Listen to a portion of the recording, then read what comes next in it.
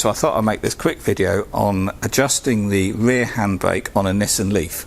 So this one is a 2016 30 kilowatt hour Leaf, and these have the foot brake, and it's very easy with the foot brake to forget about it and pull away with the handbrake on, and because of that you tend to get excessive wear and the handbrake does need adjusting quite frequently. So while I've got the brakes apart on this one, I will show you what's inside, and it makes it an awful lot easier to understand how to adjust it.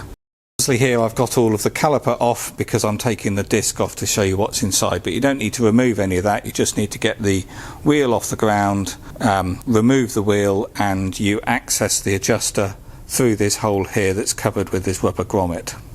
So normally you would just remove this grommet, get yourself a flat blade screwdriver and adjust the wheel like this, but let's take this off and I can show you what you're doing inside. So as we can see here, this is our brake shoes, and this is what the handbrake is adjusting via this cable here.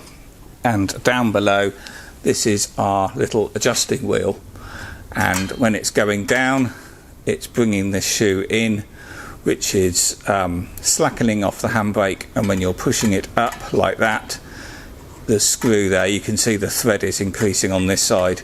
You're pushing this shoe out, which is pushing them apart, which is increasing your handbrake. So most of the times you're going to want to increase the handbrake friction, so you're going to get the screwdriver in here and you're going to push this wheel up a few clicks, and all you need to do is spin the wheel and just get it to the point where it's not rubbing, and then that should be fine. To line this access hole up with the tooth adjusting wheel on the inside, you want to be just left of the centre point. It's about 25 pas on a clock.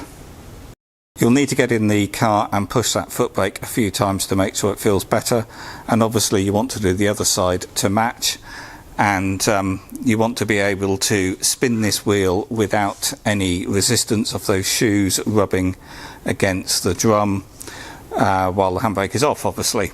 So I hope that video helps.